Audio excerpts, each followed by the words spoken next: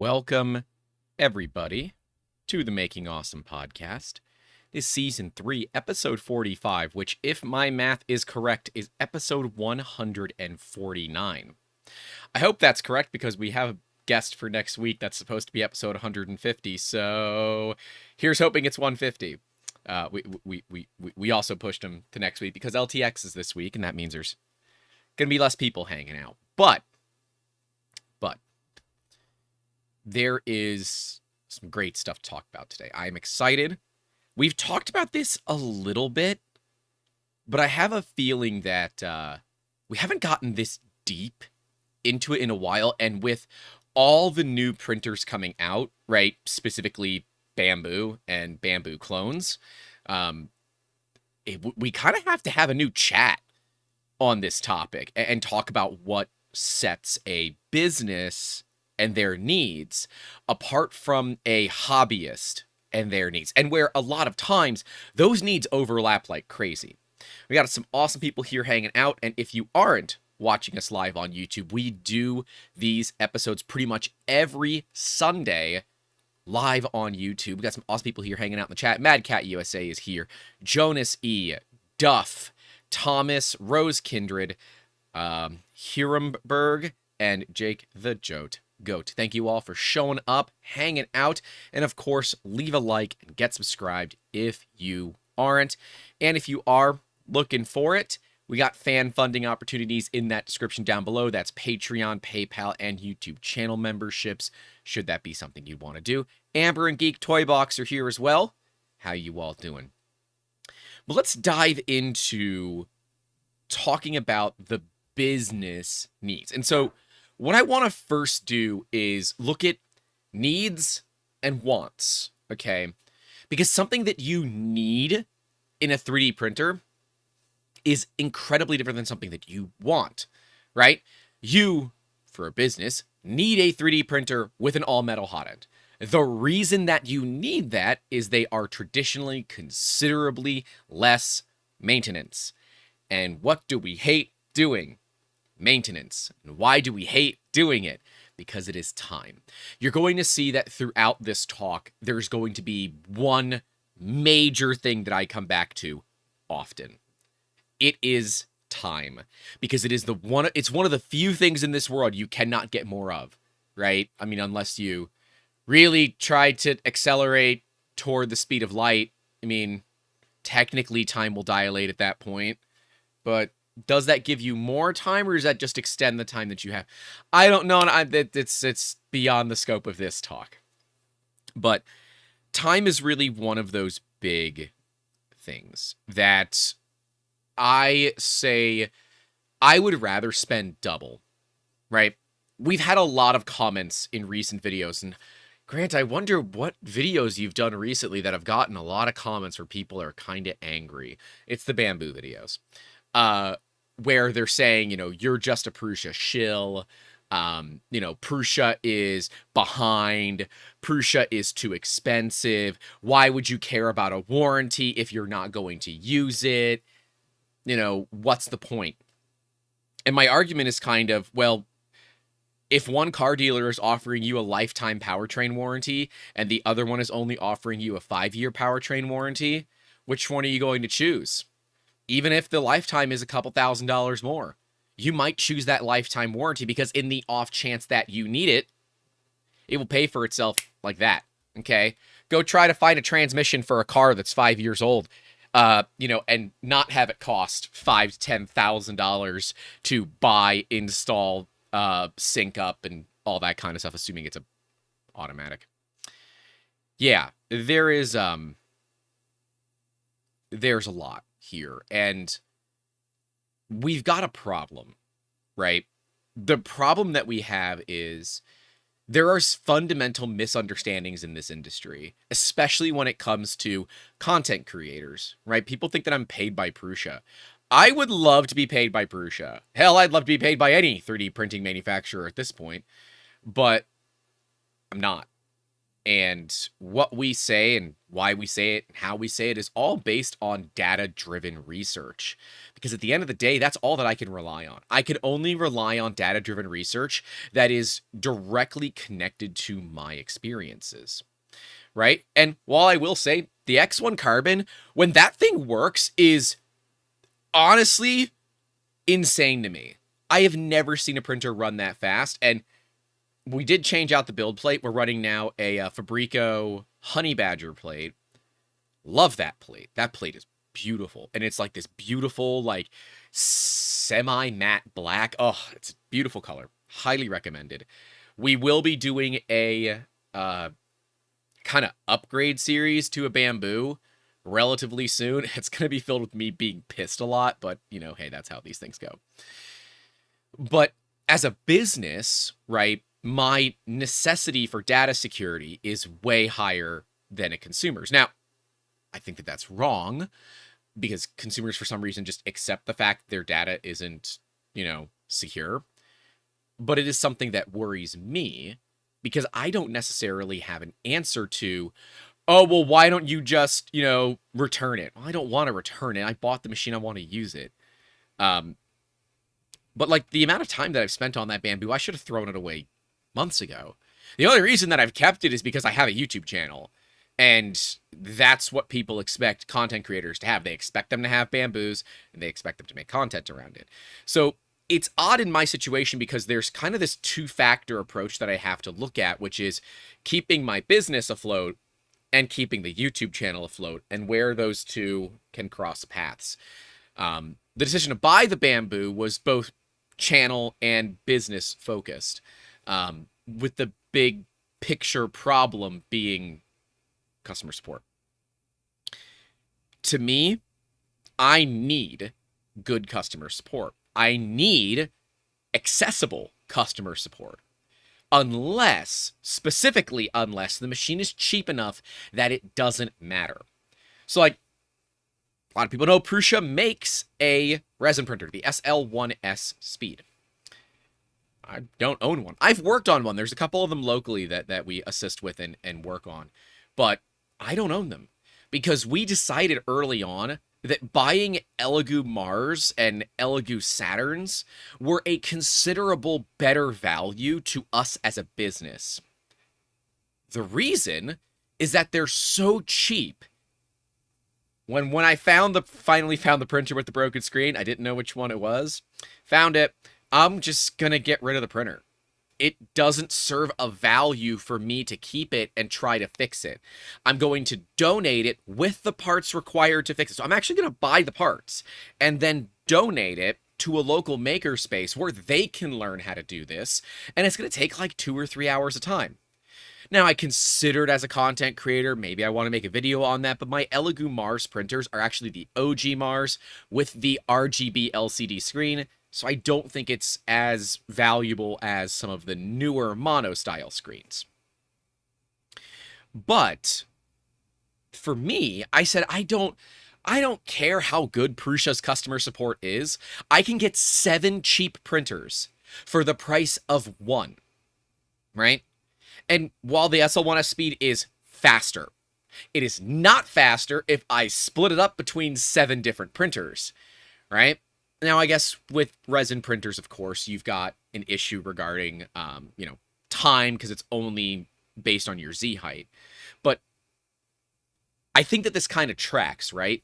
There becomes a certain point where you're willing to put up with a more affordable product because you don't want to deal with the BS of having just one. We've talked about that throughput capability, and we made the decision to get the Elegoo Mars printers for the sole purpose that I don't just want to change tanks all the time. That takes time, effort, energy, and money. We know that resin is toxic. This is a thing, and I know that there are going to be people that argue that it's not technically toxic. I don't care. I'm going to call it toxic because for babies are relatively sturdy objects, and theoretically, they can handle a small fall. But that doesn't mean you should go throwing children around. Same kind of deal, okay? The resin is not technically toxic, but if you drink enough of it, it will kill you. So, Don't do it. Resin is toxic. Work with me. Lab coats coming soon. Yes, we are making lab coats with resin is toxic on it, and I am very happy to see this become a thing. But we decided that we would rather have disposable printers because ultimately, disposable is easier. Now, I hate that because it means that I'm running my business with a lot of what is effectively e-waste. But we've set up a relationship with a local makerspace that is going to take all of these dead printers and either salvage components out of them for use in other machines or just go ahead and fix it with the supplied parts that we're going to provide. So I made that decision of I don't need the crazy warranty support because for the cost of one, for the cost of one C63 AMG, I can get like 10 Honda Civics, and 10 Honda Civics have more value to me than one C63 AMG, right? That is really what I'm trying to get at here, is that sometimes having multiple machines has a better value to it. Now, the Bamboo has this interesting thing here, which is the AMS, which allows that one printer to have up to 4 materials loaded at one time. Some of those materials work better than others. You know, I've had to give up on my printed solid material on that Bamboo. At least the older spools. The newer spools work just fine. But even with my spool rings, sometimes the AMS doesn't like it. And I just had a Bamboo print that should have taken like 6 hours, take almost 30. And it's like, dude, it's not worth it. It's not worth to end up with little lines in your prints because the machine just can't pull the filament for some reason. And I've even bypassed the AMS, put in one of those Y connectors, and nope, still has the problem. So I'm like, I can't. I love printed solid filament, and I've got very large boxes of it. But I'm gonna have to basically say I either need to look at respooling, which is an option, or I need to look at making sure that I get the new spools because, yeah, it's a pain in the ass, to say the least. Anyways, I just got 4 kilos of Elegoo PLA to do a job. Amazon driver left it at my mailbox, which is like 100 yards from my house. It's really weird. Never seen that one happen.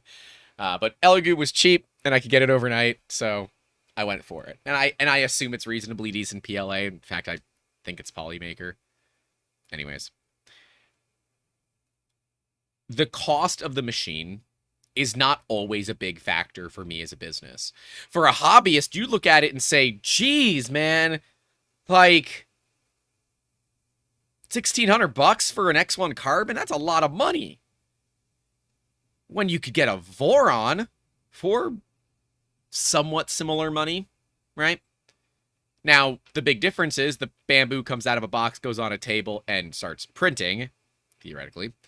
And the Voron requires like a 30-hour build to put it together, plus the parts that if you have a printer, you can build, but if not, you have to do that Voron program that they have. So, something to look out for there. And it's why I don't generally recommend kit printers for businesses, even though I buy kit printers all the time. Like, all of our Prussias are kits. I love building the kit. It's cathartic for me. It's like a little bit of therapy for me. I enjoy it. So I am okay with spending that amount of time. If we were under a time crunch, I'll just buy them pre-assembled and not deal with it. But we like to make some certain quality of life upgrades to the Prussias that don't necessarily make the printers print better, but it makes them easier. Things like the Y-axis belt tensioner that is an Allen key that is right below the screen. So you just stick an Allen key in there and you can turn it, and that will tension the Y-axis belt. The mod to not have to flip the printer on its side to pull the Z-axis out. You just unscrew it and it just kind of slides out. The entire Z-axis can slide out. Stuff like that where it doesn't change the way the printer functions, but it makes assembling and servicing considerably easier because, again, you only have 24-ish hours in a day, and you need to make sure that you utilize every ounce of that time as effectively as possible. Because if you're spending time turning a printer on its side, pulling out the Z-axis, each of them at once, you can't pull them out together because the X-axis is attached to it. With the mod that we do, you can just pull the entire Z with the X attached to it right off of the printer. It's great. But it's not something that you would initially think about until you have to do this maintenance and you're like, geez, this sucks. Because, yeah, servicing printers kind of sucks. And I don't care what printer it is. And there are companies out there like Slant 3D. They're probably one of the larger service bureaus that do FDM out there. They make their own printers. In fact, they use kit. Well, they build their own kits. Then they build the printers. And they have a really effective system. Slant plays the volume game. It's why they did this whole thing of making their own filament. They're playing a volume game where what they want to do is get enough pieces out as fast as humanly possible. We lost a contract to them a while back. We were looking at like $800 per part for the pieces. They did it for like $70. And I looked at, like, it was, from my perspective, about a half a kilo of filament, about $10 worth of filament, and about 3 hours of man time. So they're billing man time at $20 an hour, and they're somehow making a profit at $70. I said, I can't make a profit at that number. And this client wanted like 400 of these items. So it's like, I need a big margin here because I'm going to have to hire help for a couple of days to do this project.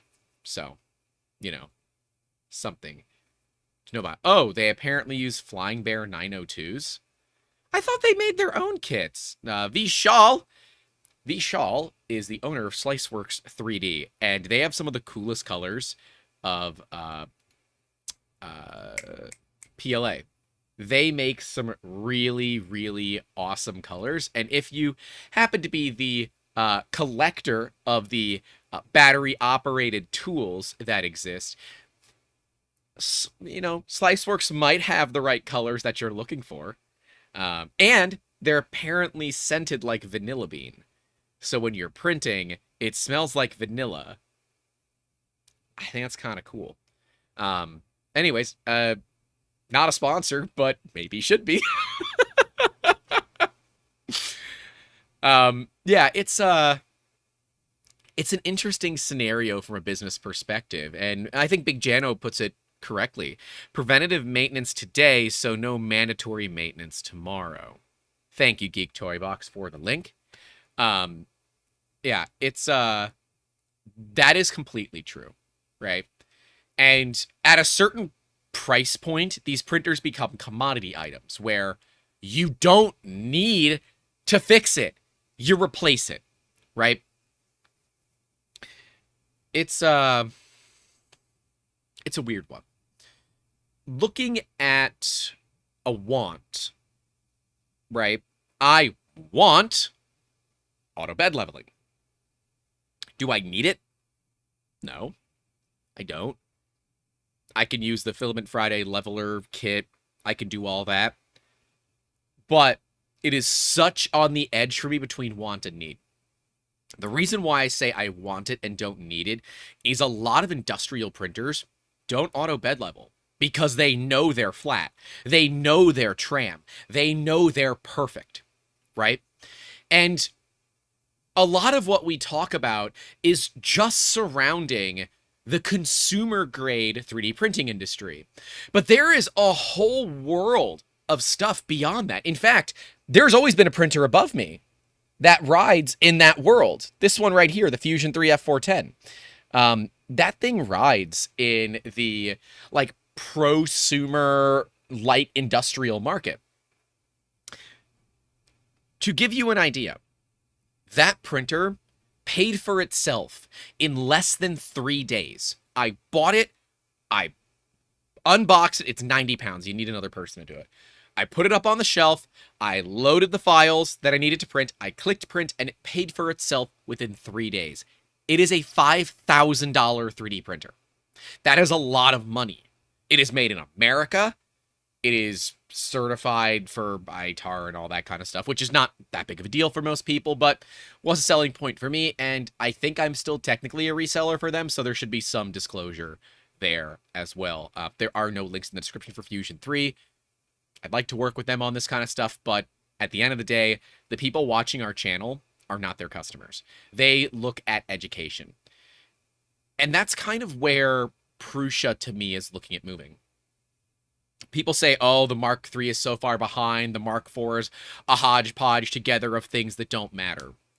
While I do agree that the Mark IV probably came out a little earlier than it should, and I would have really preferred to see input shaping exist prior to the Mark IV being released. It's one of the big reasons we don't have one right now. I believe the Nextruder is part of a really interesting set of technology that Prusa is putting into their machines. And that Nextruder and its ability to detect jams, now, it's got enough sensors in it to detect a lot more than they're doing. It's got load sensors and temperature sensors all over the damn thing. And I know it's not a thing now, but there is no way it can't be a thing to where it can't start detecting heat creep, because it's got a thermistor in the heat break. So it knows how hot the heat break is. And it can literally, theoretically, pause itself and cool down to then go back and start printing again so that you don't hit some sort of issue. Because those of you that have a Bamboo X1 Carbon, or I guess now the P1S, that try to print PLA with the doors shut, you'll know you can't print very long with PLA before it starts to get too hot and eventually clogs up the extruder, right? That to me is something that having that technology inside of a hot end, for it to be able to detect that, have an extruder that can detect crazy things that other companies can't, has a lot of value to me. And while, yeah, you do pay the Prusa tax, as a business, having that peace of mind is worth it to me. And you could absolutely play the Tommy Boy reference here, right? Are you selling them a box full of shit with a warranty slapped on it, saying a warranty, or are you going to sell them a good product? I think that Prusa has the warranty and has the product. And the 24/7 customer support is like crazy valuable. I recognize that for some it's not, but great example, we had a client that wanted to buy an enclosure, but they need to run it through me. They're a government contracting company, and they cannot buy from Prusa directly because Prusa is not based in the United States. They can buy through me because I am, and I can just sell them the machines at cost. Well, they wanted an enclosure, but they needed to know the size of it because they have very specific requirements for the size of things that can be shipped in and out of their facility. I went to Prusa support, and within 20 minutes, I had not only the dimensions, but photos to prove it. I'm sorry. There are no other companies out there that is going to do that sell printers in that way. Something to note. For me, I want direct drive. I don't need it, but I want it. Now, you might think that I need it because basically every one of my printers has it, and the ones that don't have it are kind of a problem for me. And while that is accurate, we recognize that the bigger your printers get, the more unlikely it is that they are direct drive. Because, well, if you want to run fast, you can't always run big. I know that Voron tends to question that and challenge that. And while there are beautifully lightweight extruders like the Sherpa and some others out there, those are not always the easiest. It's why I buy from E3D rather than the, oh, what's the word I've always used for them? The geometric company out of China, right? Which we will not mention their name in chat, and mods, I will give you the ability to remove anyone that uses their name in the chat, because I don't want to send more people to the clone of E3D. I buy from E3D because, one, I want to support the small company, but two, I know the quality that I'm getting, and I know the customer service that I'm getting. That is a value to me as a business. And while, yeah, it is like 15 times the price of getting it out of China, I have a guarantee of quality, and in the event there is a problem, I clickety clack and write an email, and new parts are at my door in the next couple of days. Dom, you don't know who I'm talking about? Seriously? Huh. Figured you would. Okay. Well, good. If you don't know who I'm talking about, that ain't no problem now, is it? But what is a problem is we only got 18 likes on this video. Y'all should like the video. Y'all should like that video. For a business, I want reliability. Reliability is the most important thing. I don't care if the printer is slow. In fact, like that Fusion 3 is one of the slowest printers in our shop. But there is no other printer in our shop that can make parts that big. That part is, the Fusion 3 is 355 by 355 by 315. And I often use every millimeter of that 355. It's the only printer in our shop that can handle it that is working right now. I'm looking at you, Big D-Bot. You need to get repaired. I need to fix that printer. We built it years ago. It's sat in disarray for the last few years because it was never really built all that well, and I need to look at building it better. And that's like I was trying to work with Carvera, but they don't return my emails. So, meh. If you guys do know any like hobby grade CNC manufacturers out there, or, you know, prosumer grade, like Avid would be the top end of what I'd be looking for.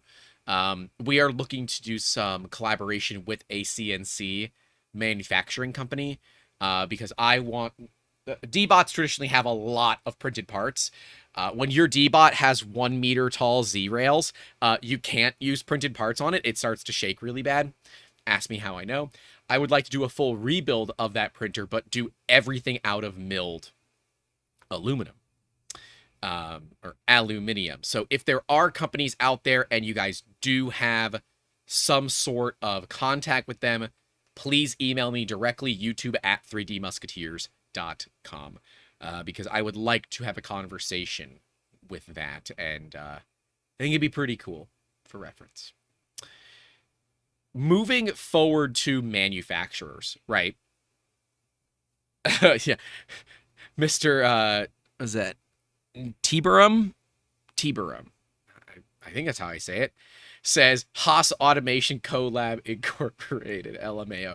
I am actually a Haas certified operator, so I'd be totally fine with that. I just don't have 3-phase. I used to run a VF2 Super Speed, so I miss that machine. That was a fun machine to run. Man, I miss it because it had the nice ATC on it, and this is when I worked for a nonprofit. All I would need to do is bring bring potential donors in, have it do the tool change, and they were in. They were in. Everyone loves that quick little fast tool change thing. Why'd you delete Nomad 3? I don't know what Nomad 3 is. Oh, okay. It was an accident. I can't bring that back. But Hiramberg said Nomad 3, and Geek Toy Box accidentally deleted the comment. So, sorry, Hiramberg. That was not intended. I just need to make sure they're not, for some reason... Okay, they're not in timeout. All right, we're good. Happens. All right. So we have the major manufacturers here in the consumer grade side, right? Bamboo is probably the new hot dog on town, with, coming out of the gate swinging, right? They're a featherweight that is going after the heavyweights, and I have a lot of respect for that. There's a lot of respect here for them coming out of the gate and just flopping their you-know-what on the table saying, come at me, bro, where they've obtained nationwide distribution through Micro Center, and they have a big reseller in the name of Matter Hackers. Matter Hackers does charge you a little bit of a premium for a Bamboo, but I would argue that they are worth that premium for business because you get Matter Hackers customer support, which is often pretty decent. So something to be aware of there. But as a business, I would question whether or not a Bamboo is the right decision. You've got Creality. Of course, they've got, 80-something different Ender 3s, the CR10. But the one that people are really looking at right now is the, K1 and K1 Max. Right? They built a Bamboo clone. They did what Creality does, and the Bamboo fanboys are pissed. They're like, when'd Creality come out with a clone? Because that's what they do. If you didn't realize that's how Creality built their business, they clone everybody. I recognize that might be hard for you to understand as someone that's new to the industry, but that is exactly how Creality has started and maintained their business. It is just by cloning other companies and doing it for less money. Because, you know, that's how business works sometimes. I don't like it, but it's how it works sometimes. You've got Elegoo. Elegoo makes the Neptune series for FDM printers. They make, in my opinion, some of the best resin printers on the market with the Mars, the Saturn, the Jupiter. Don't want to know what the Uranus is going to be, but, you know, it is what it is. We've got Frozen, of course, on the resin printer side. You know, Anycubic has printers, but a lot of these printers that are coming out of the Chinese manufacturers, and I'm going to ignore resin at the moment, but a lot of the printers that are coming out of these Chinese manufacturers are very much clones of each other, right? Soval, to me, was the first one that kind of did the clone right. They cloned a Mark III's in the SV06, and I still believe for the money, I would really look at considering the SV06 because it ticks the box of it is cheap enough that I don't care anymore. And the SV06 Plus for $100 or less more, giving you the 300 by 300 by 340 is a killer value from a business perspective of having larger printers. You might say, like the guy that stopped me in Sam's yesterday saying, you're that 3D Musketeers guy from YouTube. I'm like, I am. Hi. He's got a CR10S5, which is a 500 by 500 by 500 bed slinger. I hate those printers because they don't have enough support. And he very quickly realized that, yeah, he could build the parts he wanted in one piece, but you're looking at like a 6 to 8 day print time. And in the event that something goes wrong, we live in Florida. The power here is a little unstable, not as unstable as Texas, but thunderstorms, hurricanes, that kind of thing can be a problem. It isn't worth it. Seams and that kind of thing. There is bigger value in that. To a business, I would rather have smaller machines that work faster than big machines that work slower. But the SV06 is all about having everything that I needed. It's got linear rails. I do not like V-wheels. I don't like the V-wheels. And while they're much quieter than LM8 you use or LM10 you use, those are the linear bearings. They wear a lot faster, and there really is no maintenance that you can do to keep them from wearing. All you can do is just keep them tight. And from a business perspective, I don't want to do that, right? I don't want to always have to check. And that's the thing I hate about the Fusion 3 is that it does have a V-wheel style system. And it also doesn't use belts on the XY. It uses Spectra fishing line, of all things. And it actually works fine. It's just weird to see it. But yeah, it is a complicated situation because Soval has this thing out so cheap, and I love my two Sovals. Like they're just amazing.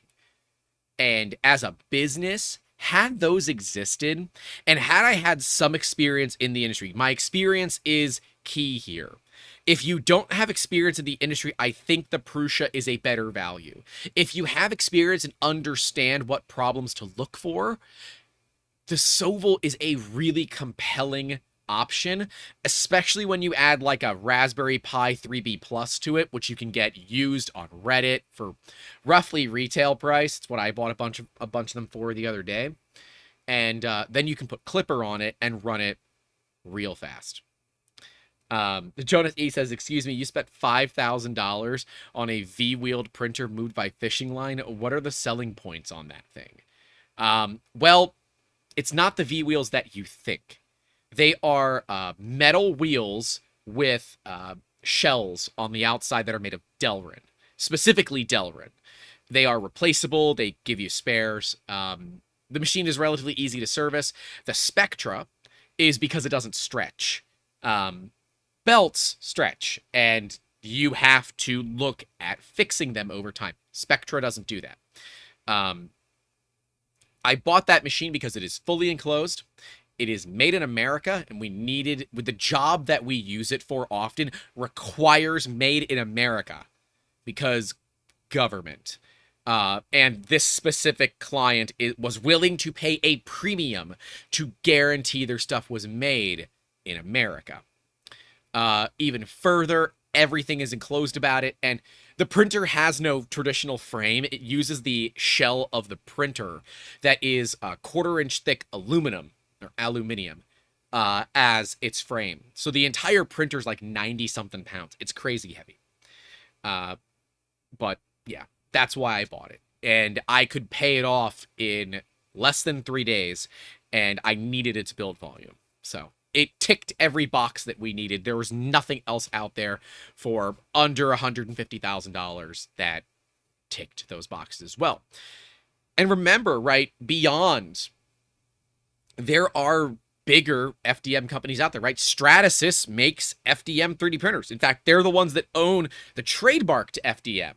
And in fact, we should be using FFF, but we don't, because, yeah, you know, it is what it is. They've got the F370, which is very much a clone of the Fusion 3 F410, and it is $40,000. But companies buy it because they get something that you don't get with the smaller companies, and it is called an SLA, or a service level agreement. The SLA guarantees uptime, and it is expensive. The SLA on a F370 is about $7,000 a year. Okay, that's a lot of money, but you get guaranteed response times, guaranteed uptime, and if they can't fix the printer in X amount of time, they just flat out replace it. Somebody comes to you, you don't lift a finger, it just works. And while you are locked in to an ecosystem that is fully DRM controlled, that system is equaling reliability to businesses. Now, I don't technically own any Stratasys machines. I own an Objet, which was bought by Stratasys. But I don't technically own any Stratasys 3D printers because I'm not willing to pay the Stratasys tax.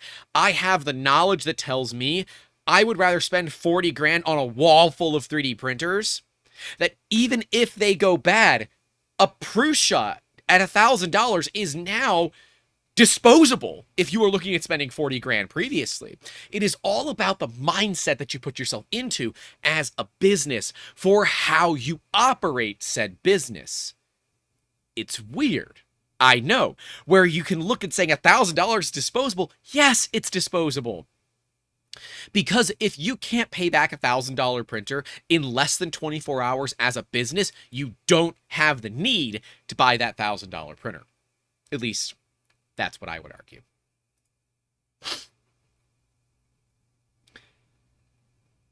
We look at like 3D systems.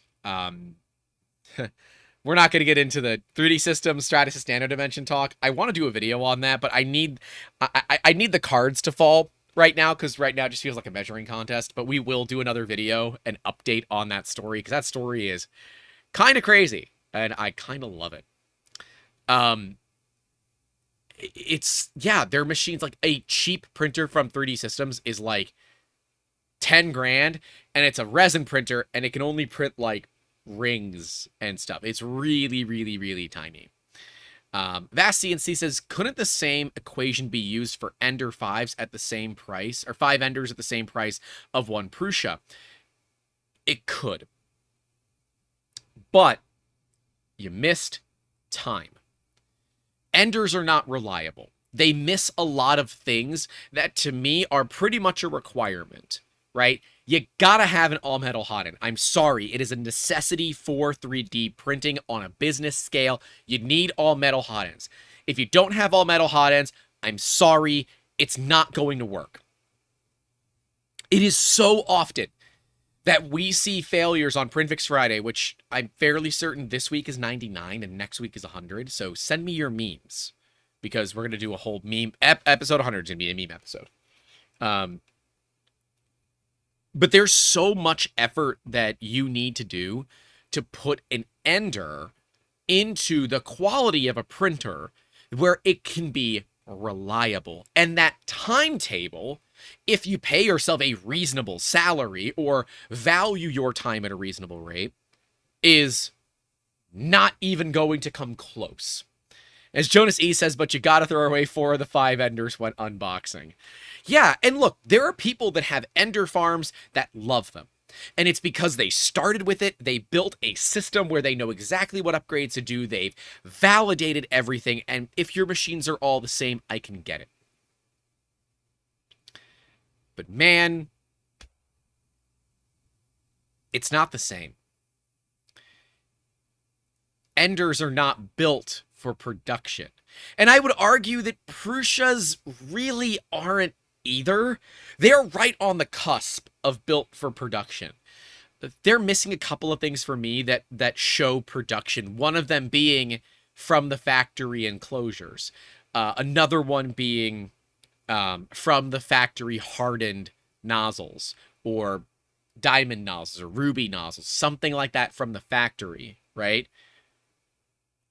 Because I don't want to touch it. I want it to come out of the box, go on the table, and run. And you might say, well, Grant, everything that you've just talked about, the Bamboo comes with. It does come with direct drive, all metal, hardened, auto leveling, even has LiDAR, comes with multiple build plates that do work. It is reasonably affordable. Why would I not buy Bamboos?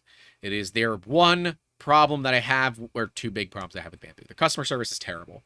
But 2 is the data collection. And while you can just leave the printer offline and it can't send any data, you can't update it.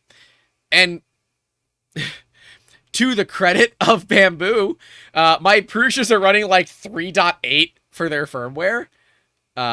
So, you know, there's that. I don't need to update the Prusas. The new updates don't necessarily do a lot for me. And I have 9 of them. It's such a pain in the ass to update 9 printers. And while, yes, doing it from a cloud server would be crazy useful, which Bamboo allows, it needs to be a secured cloud server, which Bamboo doesn't do. I would love to see something like Prusa Connect or Prusa Link, where I could send the firmware locally on my network to all the printers, and they just do it. That would be cool. Gus the Cat says, half the fun of an ender is fixing and modding them, but I'd never try to run a farm of them. Gus, I would argue, and challenge even, to time yourself how long it takes to upgrade and fix the enders. While I understand it's fun, let's say you pay yourself $20 an hour. How quickly do you end up ruining and doubling the price of the machine? Simply because you like upgrading. It's thing. Oh, Octoprint has a plugin that allows flashing, John Olson says. That's cool. And yeah, that is an expense, right? It's an extra $100 or so for a Pi, unless you can find them for cheap. And I guess you could use Pi Zeros. They're pretty cheap. That would be fine. They don't really run Octoprint all that well. But you know, there's value. When we look further, it does come up to what works best for you. Because what works for me may not work for you. What works for Geek Toy Box and John Olson may not work for me. What works for Gus the Cat may not work for me. But I think a lot of people, when they first start a business, don't think as a business. They think more as individuals. I want to talk about this for a minute. I had a meeting last night. A gentleman who works a pretty hard job and does not want to meet with me during the week. So I told him, said, hey, I got a lot of stuff to do yesterday. It was on Saturday. But text me around this time and I will let you know when I'm available. He did exactly what I asked him to do, so I met with him at 9:45 at night. This gentleman had a really cool idea. But his idea did not solve a problem that, as far as the business was concerned, existed.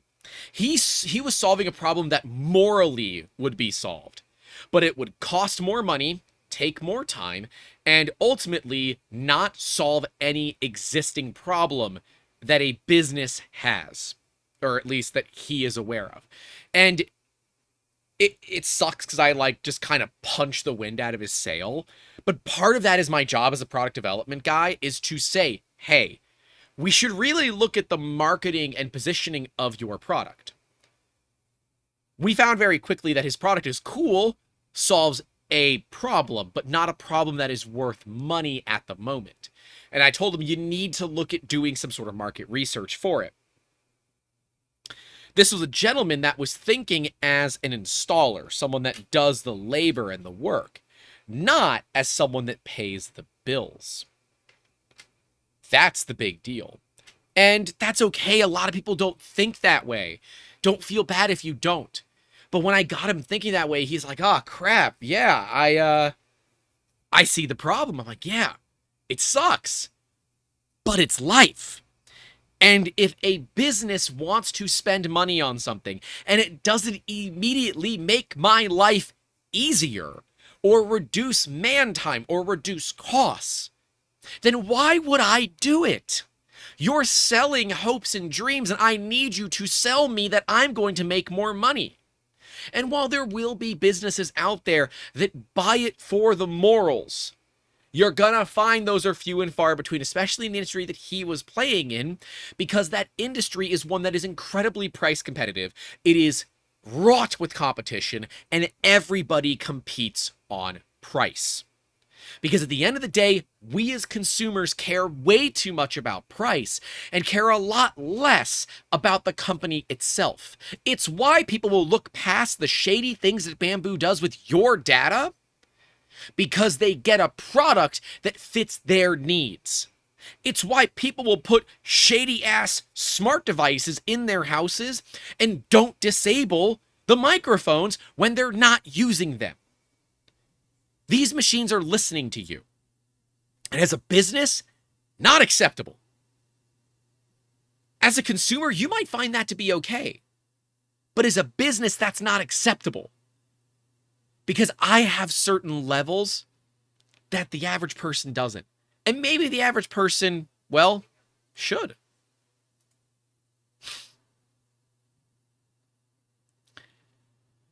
Homie HB, that's me, says, so if you can't live up to Grandpa's life, at least save puppies like he did. F money, got a new one today. I have no idea what you're saying, but, you know, yeah. Oh, I've learned to read this year. Next year, I'll learn to comprehend what I read. Yeah, it's a problem, right? Crypto Sheep says, why is data collection such a large issue for you? Do you print data-sensitive prototypes? Yes, I do. Actually, that is the core of our business, is data-sensitive stuff. We do a lot of sensitive data stuff. So that's ITAR, CMMC, as well as just regular old NDAs. Go talk to any inventor out there, and I would bet dollars to donuts they're going to mention at some point in that first talk with you that they want you to sign a non-disclosure. That non-disclosure is technically legally binding, but most inventors don't generally have the cash to actually, sue around them because lawyers are expensive, so they're not normally worth the value of the paper they're printed on. But that doesn't remove that I now have a legally binding duty to maintain the security and safety of the work that we do. So yes, we operate heavily in data sensitive and data secure areas. And while not all of it is ITAR, in fact, not much of it is ITAR. A lot of the pieces that we make are NDA covered, heavily NDA covered, like with serious fines. And ITAR, crap, violating ITAR can go as far as being convicted of high crimes against the United States and put to death for treason. And I'm sorry, I'm not risking going to prison and getting tried and convicted of treason for a $1,400 or $1,500 3D printer. Straight up. It ain't effing worth it. Homie says you get someone like me if you don't let them out the cardboard box in the corner. Well, you know, that is kind of is what it is. Jake says also network security should be important to everybody, even people that aren't prototyping. Crypto Sheep, you pasted the same comment again. Steve Uckerman says, I beg to differ. NDAs are absolutely legally binding and enforceable. Been there, done that, ITAR. Otherwise, they are. They are. Often, though, small individuals cannot afford an attorney to enforce it, right? Because the enforcing part of it is you often need to go to court. Now, that doesn't mean we just give away client data. The guy that I met with last night did not sign a non-disclosure. And in fact, I could tell you exactly what he wants to do. I don't, because that's not the business we run, right? We run a business where we take people, we assume that everybody has an NDA, just straight up. All right, Crypto Sheep, you're getting put in timeout because you are literally just copying and pasting the same thing. So you're going to timeout.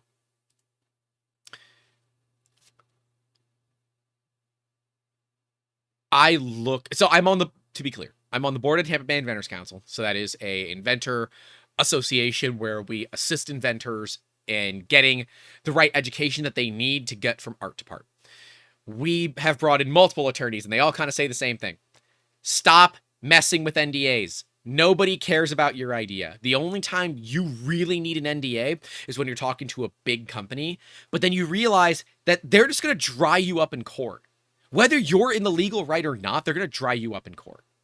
Because at the end of the day, the amount of money they're going to spend on you and all of that is a rounding error for them. So, yeah, they are legally enforceable and they should be. But unfortunately, a lot of people look at NDAs as like a catch-all, which is an issue. So V. Shaw says, do you have an ideal workflow for a farm setup with wireless control and monitoring? No. In fact, I don't believe that an ideal farm has wireless control and monitoring. There's just no easy way to do it. Monitoring, you could put like a bunch of webcams, then run them back to a central computer that has a big screen like a CCTV thing. Wireless, I would probably look at doing wired connections and using a separate VLAN for that, because at least then you're not leaving open holes in a network. IoT devices often really present holes in a wireless network. And if you're running a wired network where it is not connected to any other wireless network, so it doesn't have actual internet connection, it's in its own bubble, right? It's a VLAN in its own bubble. If there is no wireless, you must be physically there to access it, right? So you are, it's not technically air gapping, but it is close to air gapping as you can get, where it is the only way that someone can access that network is by behaving badly. So, yeah. And while, yes, Spurlock says all networks can be sniffed, unrouted VLAN, or behind a firewall, they can. There's the closest thing to network security is air-gapped everything and firearms on all people, because at that point, the only thing you have to deal with is physical penetration, right? Dealing with somebody coming into your facility. And again, I'm not an expert penetration tester. I'm not a penetration tester at all, in fact. But yeah. Like Joel says, run cables. You're not going to like it, but run Ethernet cables. And if your printers don't have Ethernet, question that.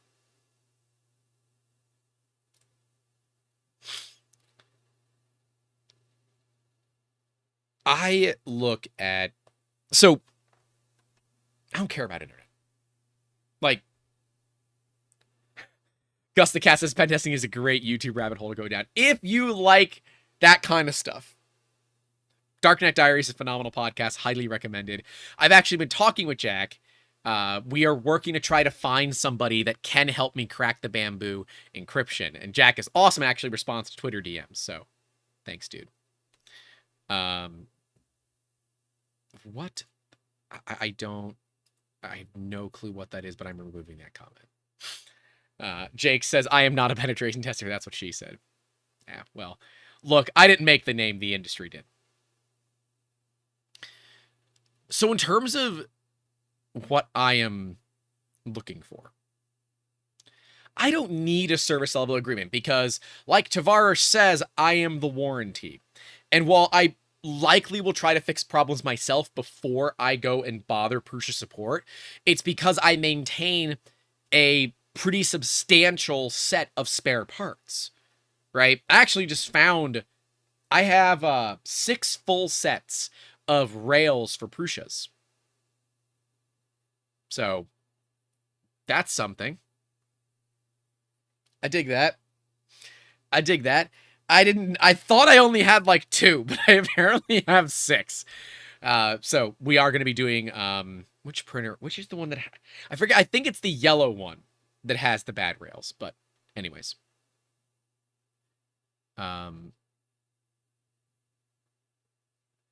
Vishal says, for someone starting a small business with limited budget, what setup would you recommend? What workflow for slicing and finished part inventory? So we're talking sub $10,000 for a printer farm. One, Vishal, that is not advice you give for free. I will give it here, but this advice is subject to change. All right, Vishal, you sell a 3D printer. So it is within your best interest to recommend that, right? But that might not be the best option. For me right now, if I had 10 grand to build out a 3D printer farm with my knowledge currently, I am putting SV06 pluses in there. That's what I'm doing. Sorry, Prusa. Love you guys. But the SV06 Plus is a phenomenal value for the money. I am not doing any network connectivity. I am not going to run Clipper, at least to start. In terms of slicing, it's always going to be Prusa Slicer for me. I don't mind Orca Slicer, but the UI is just different enough from Prusa Slicer that I just prefer Prusa Slicer. And if you're not running Clipper, you can run stock Prusa Slicer. If you are running Clipper, just little changes inside of Prusa Slicer, and it's fine. You can run Clipper. I would run Prusa Slicer. It is updated the most often. It is what all those other slicers are based on. So to me, I want the dog that is doing it rather than, you know, the puppy, right? I want the thing that's reliable. Oh, Pez Liz is here saying she loves her Soval. I love my Sovals too. They're great. They are way better than they should be. Way better than they should be. For 10 grand, I'd look at probably buying around $5,000 of the Sovals. And in fact, you should be contacting Soval at that point to get a volume discount on the machines. They would probably work with you on that because that's like what, 15 printers somewhere on that. Vishal says the SV06 does not give material versatility. It does. It's an all metal hot end. You can run whatever you want on it. And in fact, if you put a diamond nozzle on it, you can run whatever the hell you want. It gives you all of the material versatility that you'd want. I don't like some of the components they use them with. And in fact, part of our upgrade series coming up on the SV06 and the SV06 Plus, I'm going to be replacing the SV06 Plus's heat block, heater, and thermistor with E3D variants, because that is important to me to have that same ecosystem that we're under rather than the weird half-length thermistors that they use. And as Cattle Farm Boy 05 is saying, do you recommend keeping the same brand of printers when starting out? Yes, I recommend the same brand of printers, the same brand of filament, everything the same. Everything the same. That's what matters. Because All of our resin printers are the same. When I found the one with the dead screen, I just took the build plate and vat from that one, went to another one of our resin printers, took off its build plate and vat, moved it over to the broken printer, put the good stuff onto a good printer, and did the same print. Worked fine. Didn't need to do a damn thing. Love it. There is value about that. Crypto Sheep says, how do you go about advertising your services? I take it you don't do radio ads. Word of mouth. Word of mouth is what we use. But if you're going to be spending $10K on a print farm, you already have money and contracts that exist. Because if you're looking to spend that kind of money without having any more information, sorry to tell you, but you're making a really stupid decision. Hope that helps. Spurlock says, with respect to network infrastructure, just like anything else, you set up like a business. A home network isn't business or enterprise network. Agreed. Agreed. Yeah. Mac says, the only issue I've had with my SV06 was the magnetic PEI sheet did not stay in place when printing ASA. 90C on the bed, and the magnet they use loses its grip. I have not tried that. I've got other printers for printing high-temp materials. You know, I expect for a starter business, they would likely be looking at more of the like PLA, PETG, the non-styrene-based plastics. But if they are looking for styrene-based plastics, the question is, like, what is your use case? What are you using it for? What are you going to be printing? All of that clue. Vishal says you have no idea. People want to print D&D and dragons for Etsy with a 10K budget. D&D figures, it's resin printing. Dragons, yeah. I don't know. I hate Etsy. We're not going to get into that today. What are my needs as a hobbyist? Well, for me as a hobbyist, I actually need auto bed leveling. It's funny because as a business owner, I don't really care about auto bed leveling as long as it doesn't screw itself up. So if it's a hard mounted bed and we know it's perfectly tram, I don't give a damn if it levels or not. It doesn't matter to me because it is perfect and I don't need to mess with it. If you, like as a hobbyist, I'm not spending $5,000 on a printer. I'm not going to do that, right? Like that's stupid. I'm not going to do that. But if I am, I need it to have certain things, right? People buy bamboos because they have a lot of features. It's not just because of the speed. I would argue that people buy bamboo because a lot of the value that bamboo brings, in their cases, is reliability. Something to note there.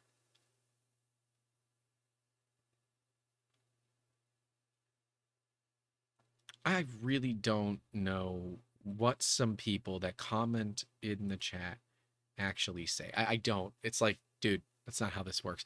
Steve Uckerman says, I am knee-deep in due diligence for our next purchase. I reviewed Soval, Bamboo, Creality, Raise 3D, Intumsys for PAPC variants.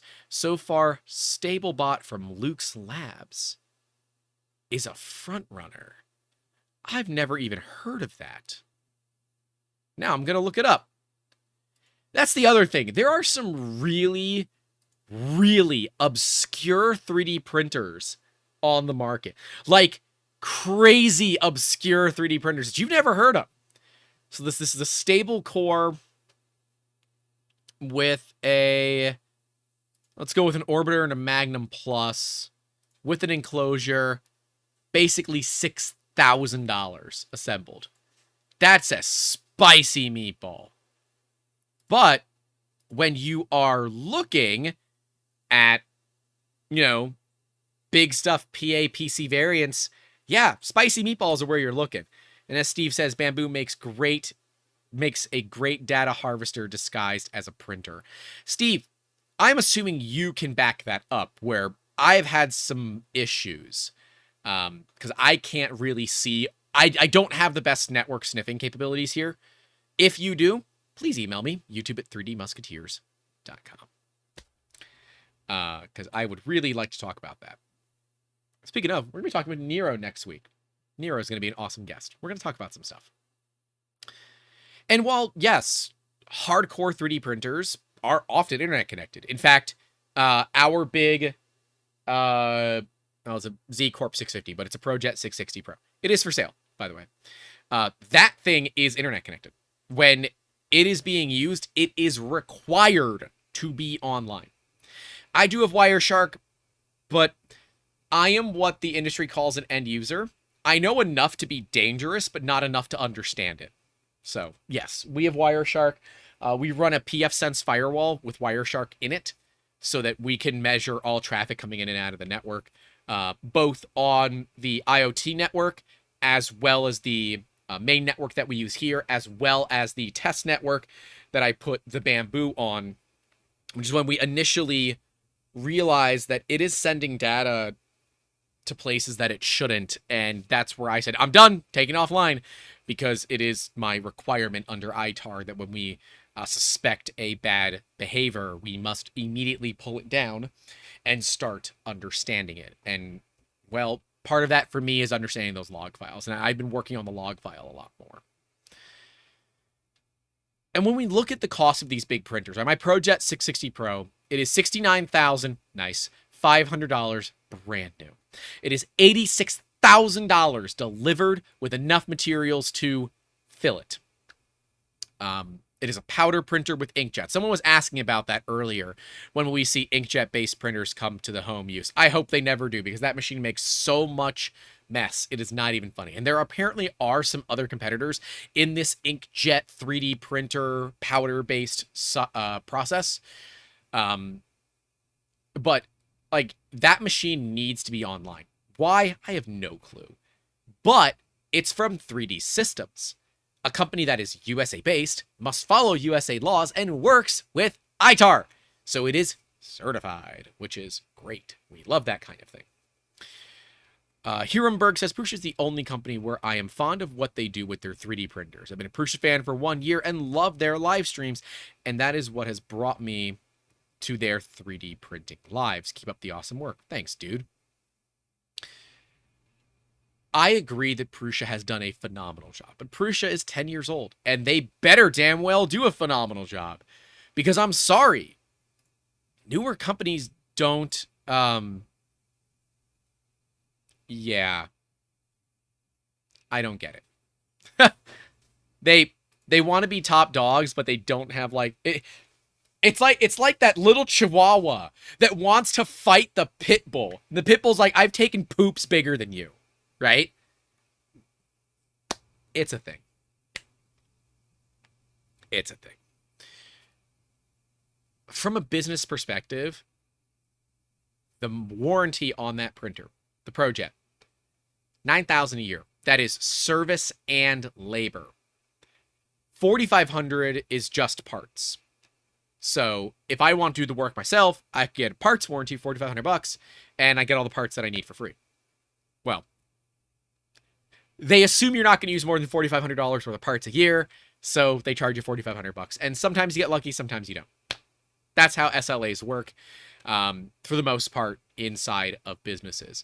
But the thing that upset me about my service level agreement and what it looked like it was for most people with these ProJet printers is that there was no guaranteed uptime. There was no guaranteed response time. So we were paying $9,000 to have a tech come out whenever and work on it. That didn't work for me as a business. So I learned how to fix the machines myself and then walked down to a parts-only warranty and, well, had problems that would come up, so I would keep an inventory of parts on hand and then replace them as needed. It was the best method for what I needed to do, and I'm glad that we did it.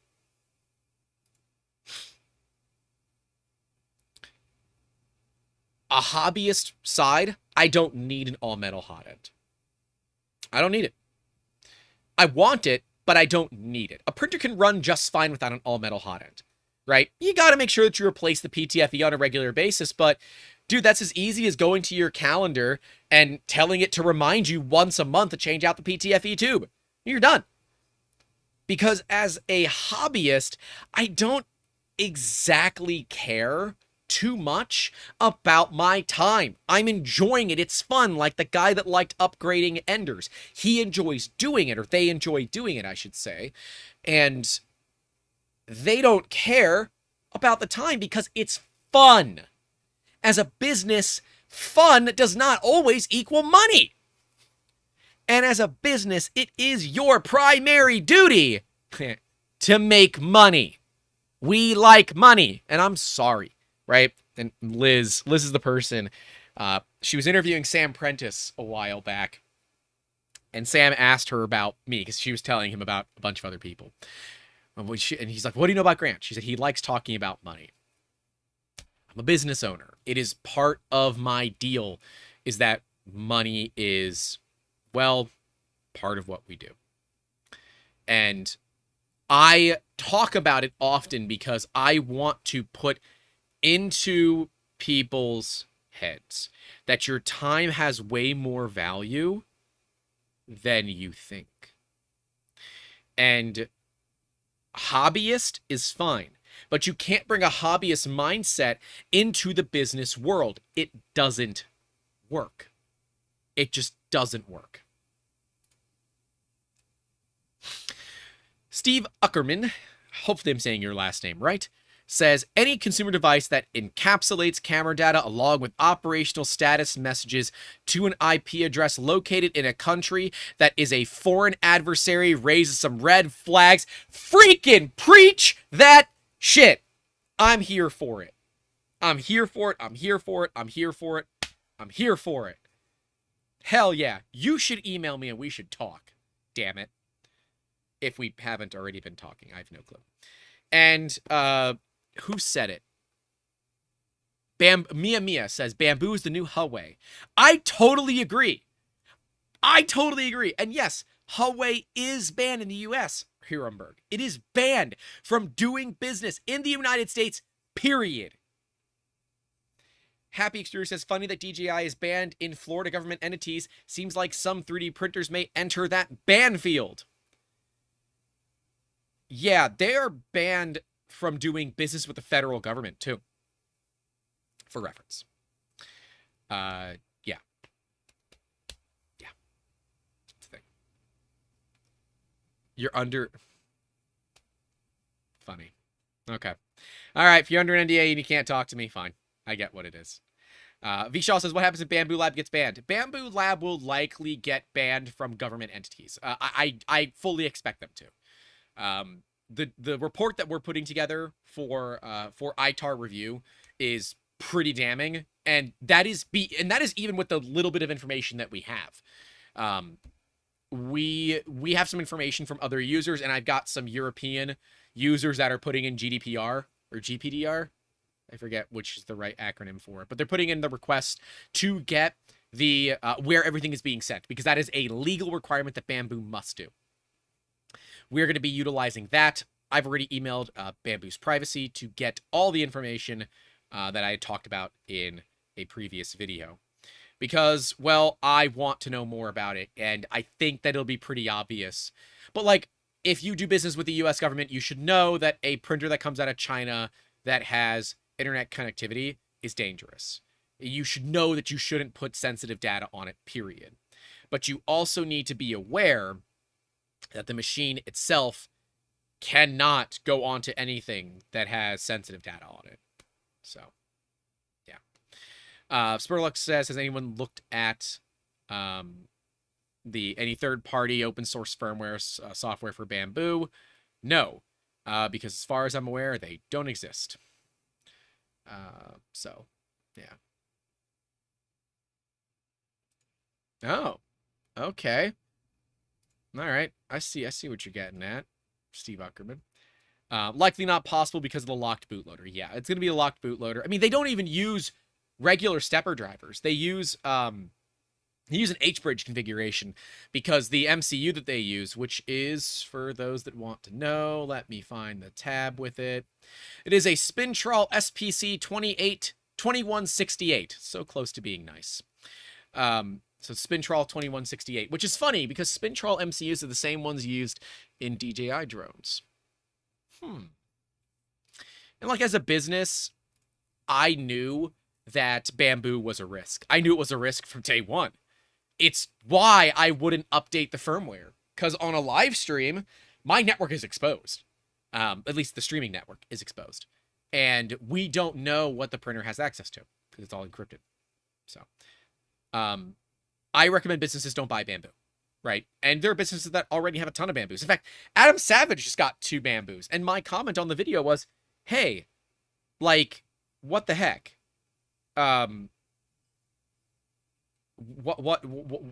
What's going on here? You make parts that are heavily protected. And while I recognize that you might do some hobbyist stuff too, having these things on your network is crazy dangerous. Nothing. Mia said, because of you, I'm hated in 95% of 3D printing live streams about bamboo. Yeah, I don't go to them anymore because everyone thinks I hate bamboo.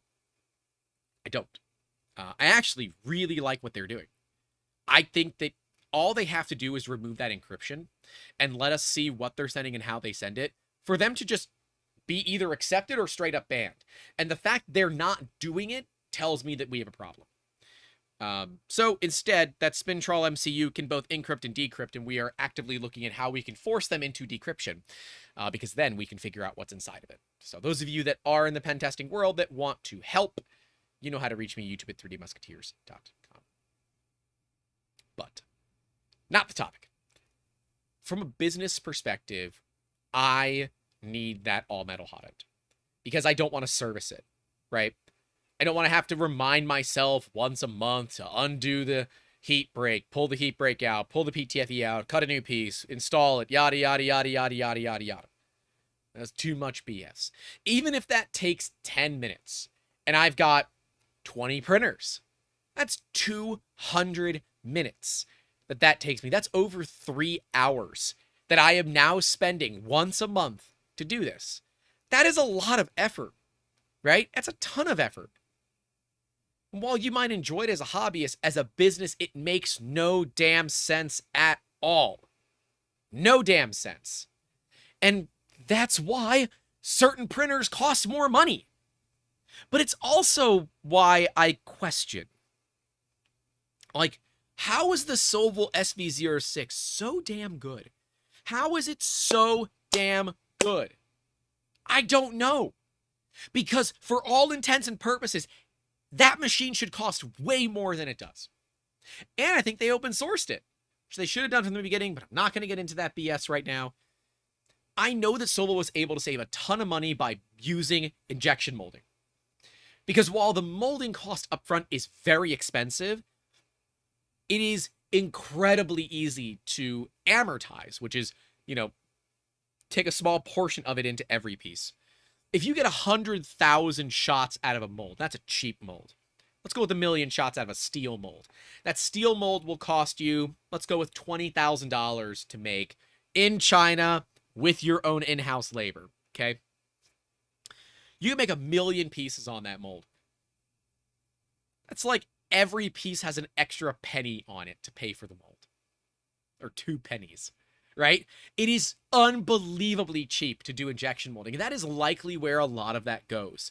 The other bit of it is, I don't think Sovol built their own in-house boards where Prusa does. Now, they didn't for the MK3S. That uses a Rambo board.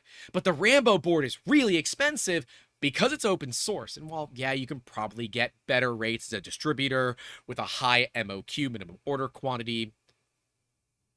Yeah, it's a thing. I don't know how they did it. And as a business, if I, again, had my knowledge and I could go back, I'd be buying the Sovols. Because they really are that good. And some of the people in our Discord, by the way, if you want to join, $10 tier or higher. In fact, there is a live hangout occurring right now in the Discord, although apparently nobody's in there. Sometimes we get people hanging out, other times we don't. But that, they do a live hangout when I'm streaming. And then when I'm done streaming, I come hang out for a few minutes. Then I go, because I normally don't eat lunch until after I stream. But yeah, the Discord's a lot of fun. We do some really cool stuff. And of course, you guys get to see behind the scenes, as well as some really cool things that are coming out. We're putting together a rate card for sponsorships because we are starting to take content creation a lot more seriously. So excited. Steve says, the other issue I have with Bamboo, Cheaty, Creality, etc. printers is the planned life cycle obsolescence. These printers have a 2 or 3 year life cycle and eventually become e-waste in a short time. I am going to be evaluating a Cheaty Tech X Plus 3. Same one that Nero got, which is cool. It is here, but I have 2 other videos I have to do before we do that stream, so give me a couple of weeks to get that handled. But it is here. We are going to be doing a live stream on it and taking a look at it because I have wondered the same thing. We have people in our Discord that have Cheaties that use them often, beat the hell out of them, and they seem to run just fine. But that whole injection molded frame style of the machine is really concerning to me. But, you know, okay. I really wanted the X Max 3 because the Plus 3 is just too small for a couple of things that I wanted to print. But fine, you know, they're like, yeah, no, we don't have any more of them. Joel got one because Joel's, you know, over 10x our size. Love you, Joel. I look forward to meeting with you and hanging out with you again at East Coast Rep Rap. But yeah, like, my Z Corp 650, I think is serialed from 2018, somewhere in that range. And it still runs like a Swiss watch. Still runs like a Swiss freaking watch. But the Prussias, the oldest Prussia is this one. It still has one of the silver power supplies, so it's probably about 4 years old, I think, is where that one sits. Yeah, it's not a thing. It's no big deal. It's great. Very, very little maintenance. And yes, Spurlock, I will be at East Coast Rep Rap Festival. Amber and I will be going up there. In fact, I probably gotta book the flights today. Get that taken care of, because I think we already booked our hotel room. Fairly certain we did. I never remember the things that I do. It's like I have to put everything in. Anyways, it's a thing. Yeah, we will be at East Coast Rep Rap, and we will be at the Sanjay Mortimer Rep Rap Festival as well. So, oh, Liz, if you're going, yeah, we can dance. I'm down. But remember, you could also leave your friends behind, because if your friends don't dance, then they are no friends of mine. Just for reference. Vishal says, Cheaty sells a lot of printers in the India and Middle East market. That's how it recovers the injection molding cost on the volume for the cladding. The insides are steel laser cut sheet metal. Oh, that's good to know.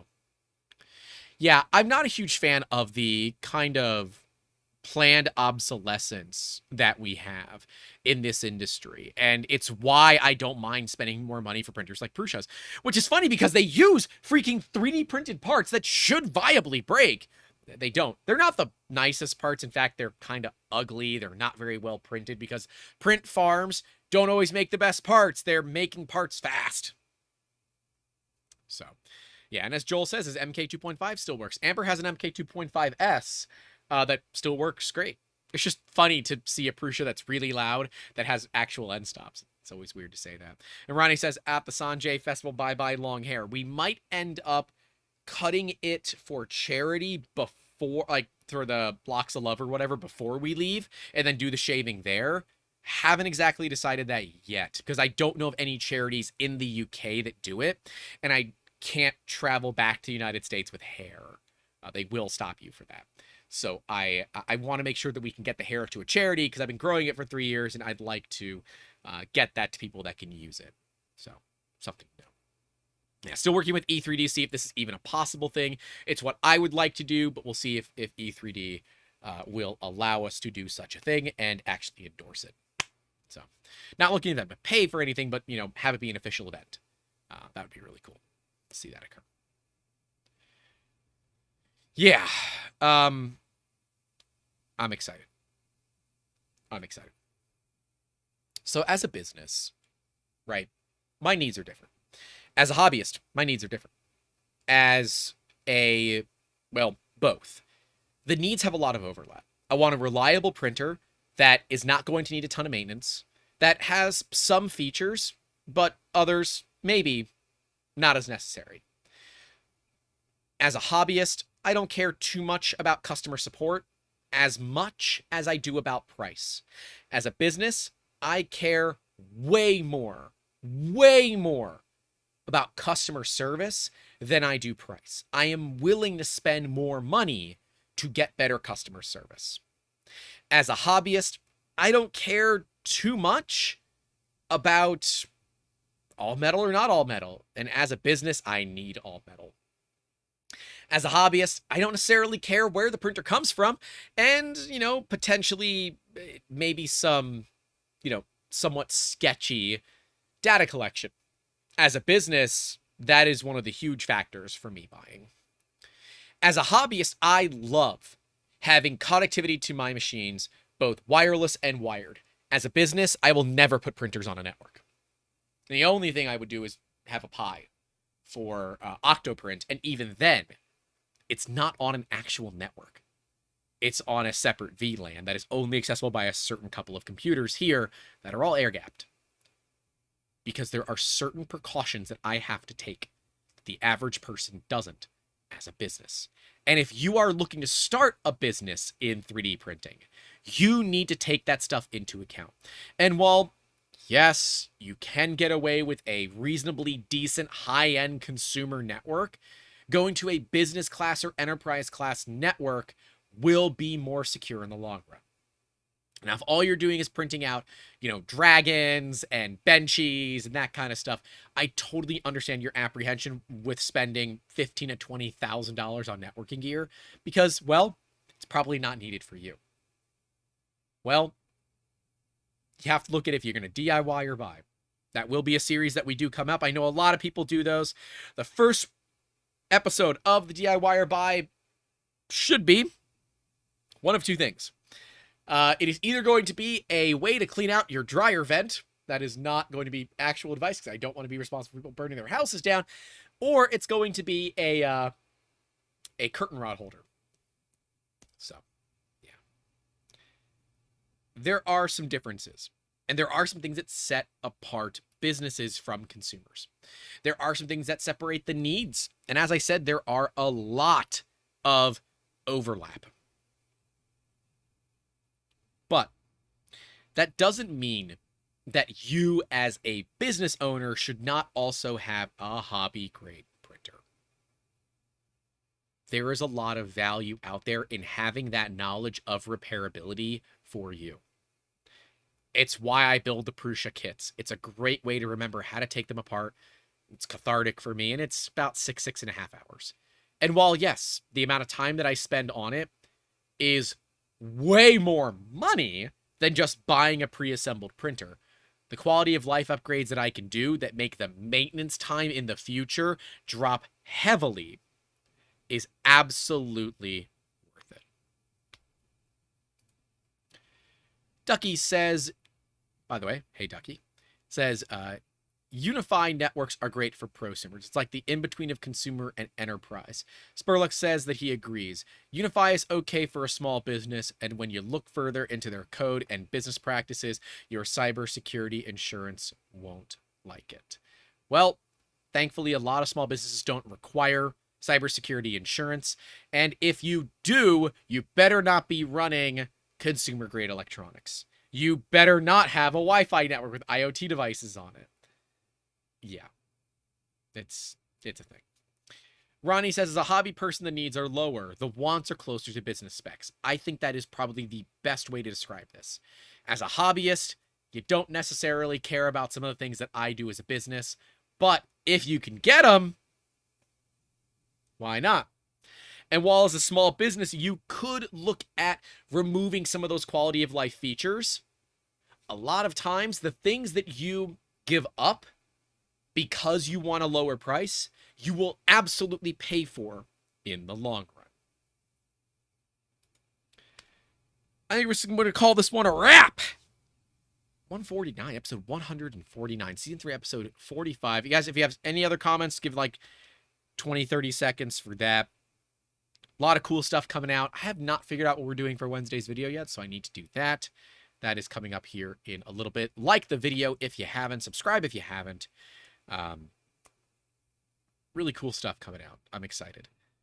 Cattle Farm Boy says, I've got an Anycubic Cobra Plus. Haven't had any problems with it, but I don't see many reviews about it. What are some takes on it?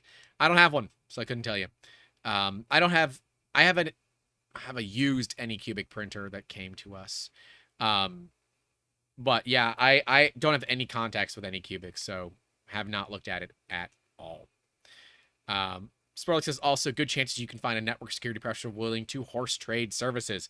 Ugh, business people. If you find someone that is in an industry that you need, ask them to trade for services. Totally worth it. Like the guy that I was talking to last night is in an industry that I need some help with. It's something regarding my house, and I am more than willing to trade services with him so that he can get some work for free, and then I get some stuff fixed up that is going to be hours of my time where I am not a professional to do it. So, yeah, it's a thing. Yeah, Mad Cat is gonna go crawl back to bed for the day. Dude, feel better. He's got the malware right now, so everyone wish Mad Cat feeling better. And yeah, the malware's going around, guys. Stay safe out there. Don't forget to call your loved ones. And as always, keep making awesome. Season 3, episode 45. What FDM printer is best for business and why? The answer is it depends, but I feel like you should have known that already. See you later.